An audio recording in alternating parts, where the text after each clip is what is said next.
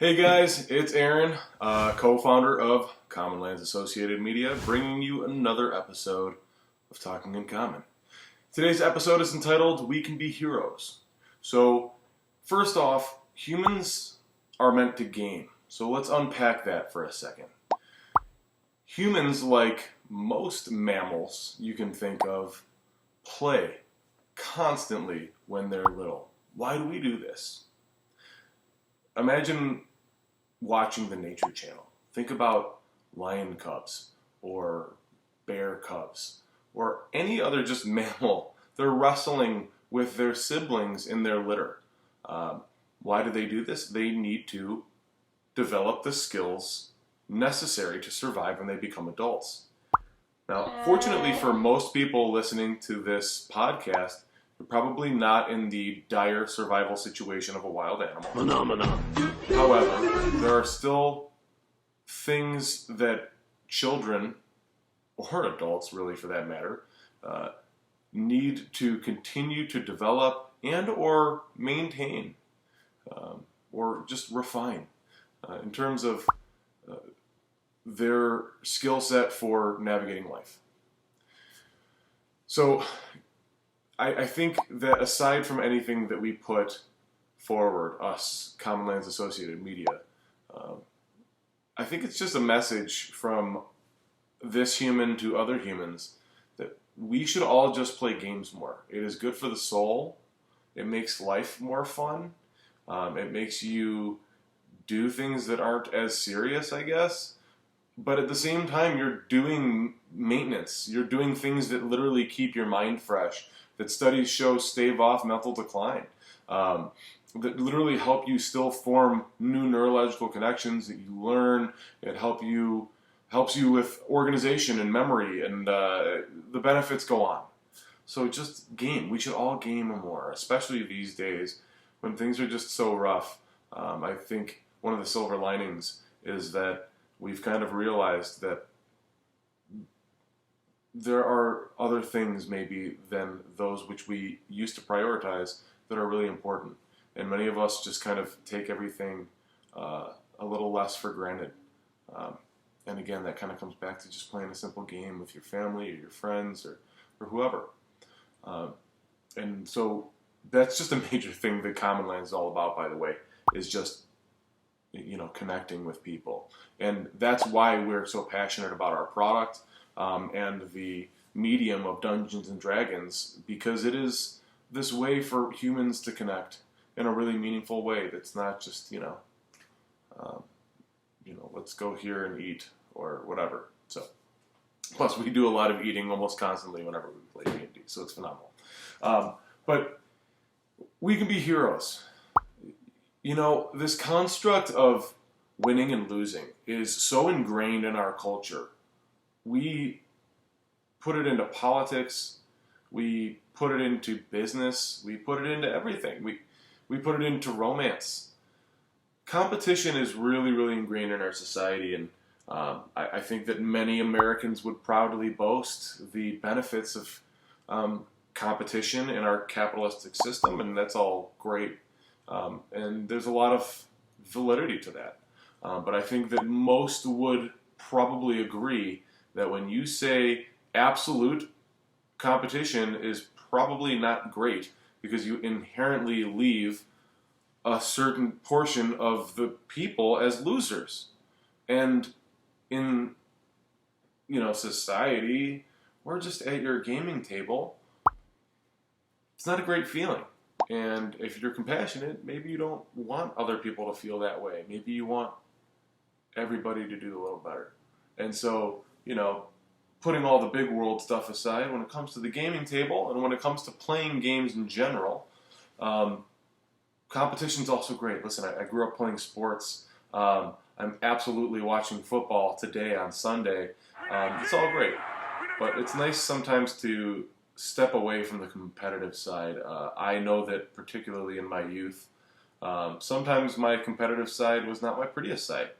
And that's not just me as a loser, it's me as a winner too, or just me in the middle of the competition being ruthless because I'm determined to win. So taking that kind of high motor intensity away allows you to connect with people in a way that's more personal. You know, it's more social. It's more actual communal experience rather than this, I'm going to cut your throat out because I'm going to win. That's fun. I enjoy Monopoly. I enjoy playing basketball, you know. But we enjoy playing Dungeons and Dragons because there's no negative feelings. There's no hostility. Nobody's gonna spike up and get really mad at. I take that like people will get, there will be emotions, but it's more like theater than it is like getting really, really competitively frustrated. And in my opinion, I think that there's aspects of that. People might still want to bring that to the table, but I think that over the large scale, broad strokes, most people who have found real enjoyment in that game are not playing because there's winners and losers.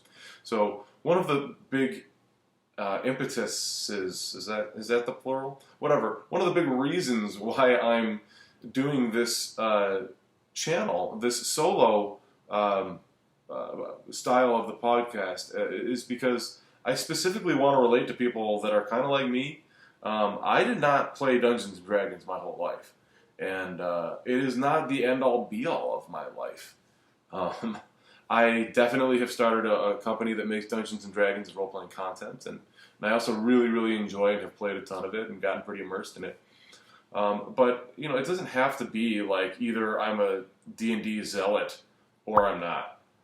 The whole thing is just like, guys, this is like a fun platform. 5e is making Dungeons and Dragons all of a sudden mainstream, whereas in the 80s and 90s and really even in the 2000s, Dungeons and Dragons was kind of like this subculture, this other kind of like, these are the geeks and the nerds and the blah. It's like all of a sudden, geeks and nerds in the digital age are all of a sudden like cooler than the jocks. Toss a coin to your witcher. All of that aside, it's just like all of those labels are kind of melting away, and it has allowed for this time for 5e, in my opinion. I guess this is the reason why I'm explaining it's so popular now. To be accessible to people, because nobody's shackled by their identity like they were pre-pervasive internet. Again, I could go back and unpack that statement, play devil's advocate, but hopefully the point is conveyed. And it'll bring it back, just again, no competition. D&D has no winner. You get nothing. You lose. Good day, sir. And I like that. Even when you had an awesome time, you weren't the winner. You lose. Also, like as a society, especially these days, are dealing with like being conscious with language. Good day, sir. And sometimes I know that I'll just use whatever language. I'll use the word win as synonymous with success or whatever. And maybe those things shouldn't necessarily mean the same thing. And because a winner typically denotes a loser.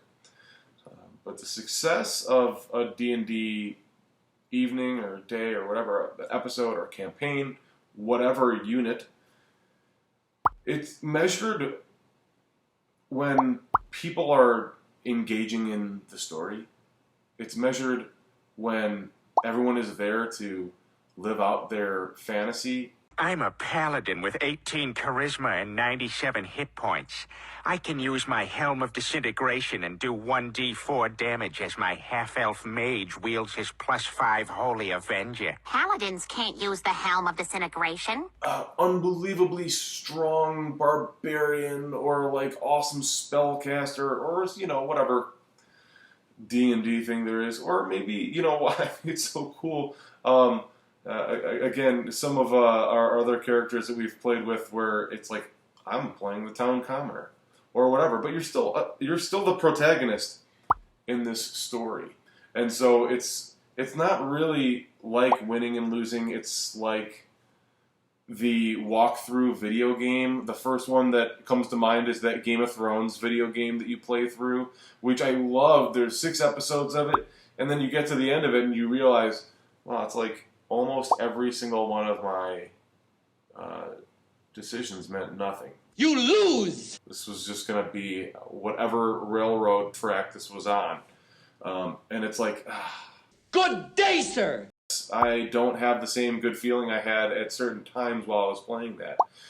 The other draw-in to new players is if I know there's people that like those style of video games. Imagine just being able to do whatever you want, completely open world.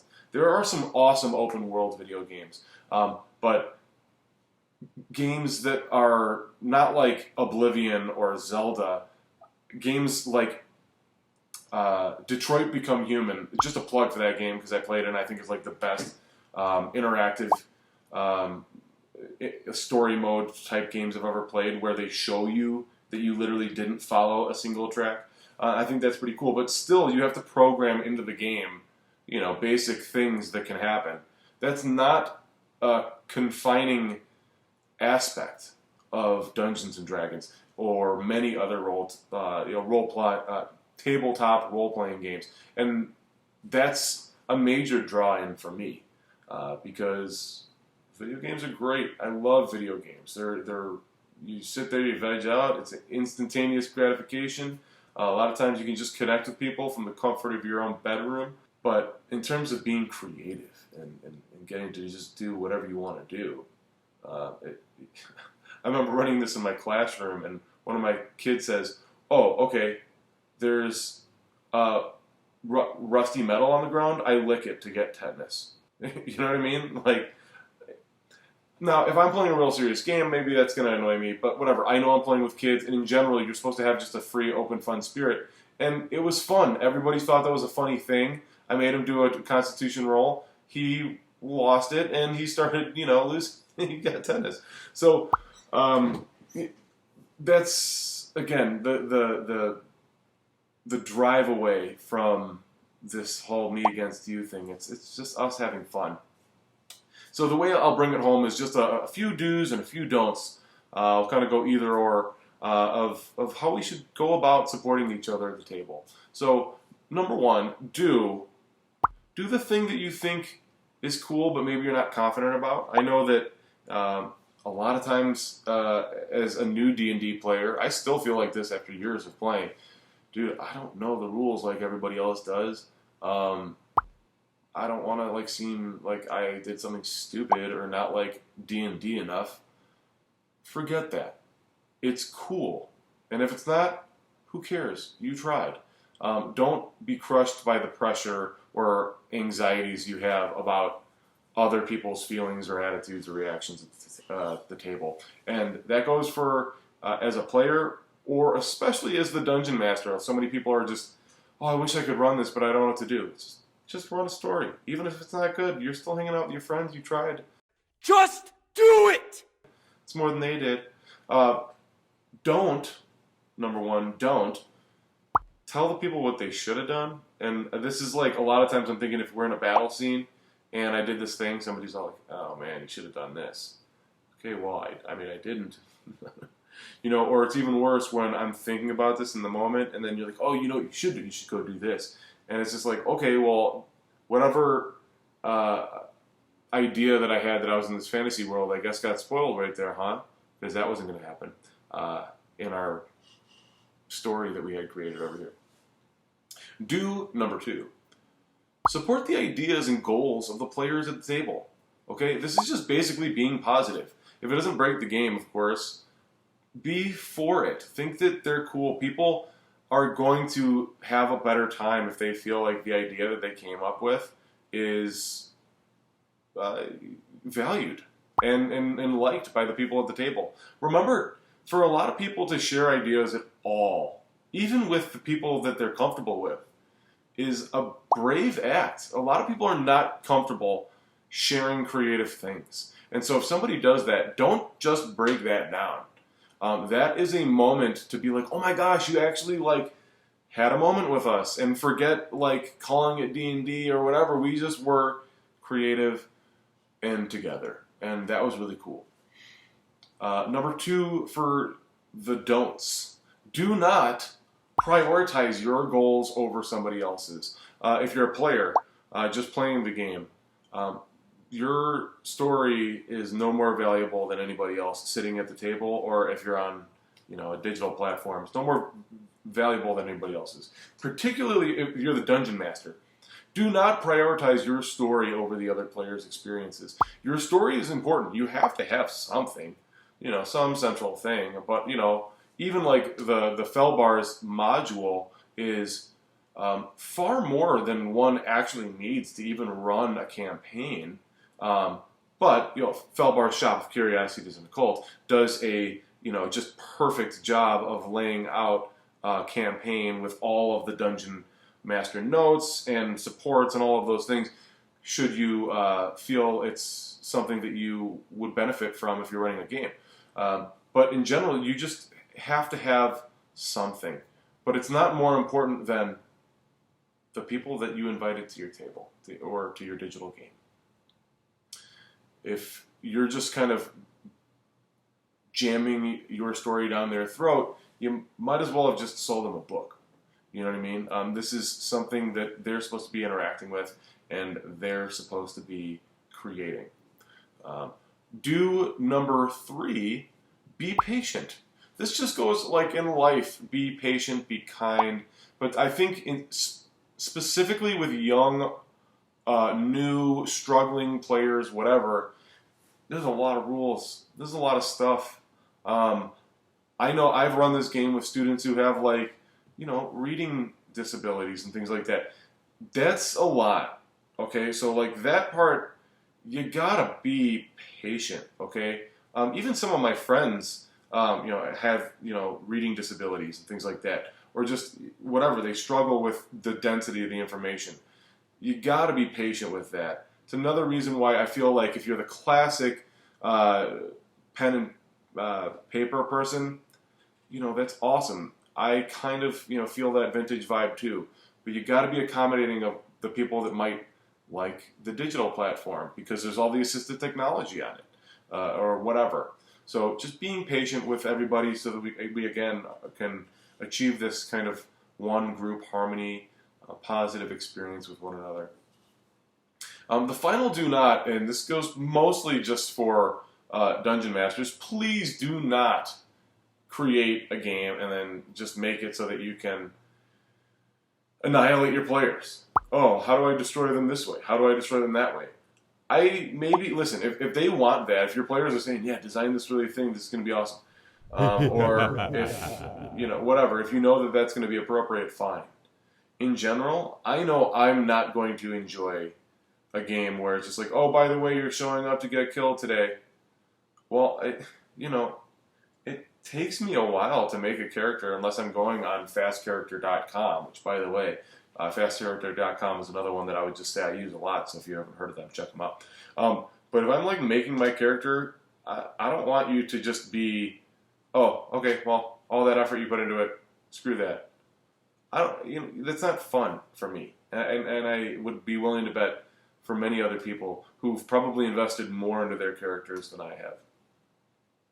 So the last thing, and this would be the final do and send off, would be actively take an interest in your players at the table. Take an interest in who they are as characters, and the people playing the game too. But take an interest in their characters and their backstories. As a player at the table, it makes it more real. I know it's hard to play the game and not only focus on your sweet backstory, but everybody has something, whether or not they got lost into writing some 12-pager, or they just have some cool ideas about maybe a cool one special item that they have a history with. Whatever. It incorporates everybody's creativity at the table. It makes everybody more involved. And it really feels cool when you just know that you're listened to. So when somebody else at the table knows that you actually remembered the thing about their character and you bring it back, oh yeah, and then I'm going to tie that into whatever we're doing right now because I know this about you. That makes people feel good. And as a dungeon master, absolutely, again, you're not running your own story. You're not just handing them a book. Whoever the different characters are do slightly impact the way things happen in the story, or what they want to do might impact the way things happen in the story. So all of these points, should really just kind of tie back into our central theme as we tie off this video under the idea that we can be heroes. We play this game to have fun. We play this game to be positive and support one another. So when you play as a player or dungeon master, cheer for the other people at the table. They went out of their way. A lot of times this might be the highlight of their week. Let them be the winner, Or, strip that word away completely and let them have a positive experience. Let them live out their fantasy. Has come to take the city by storm because he cares about making things fair. So Dr. Weaver, beware. The demon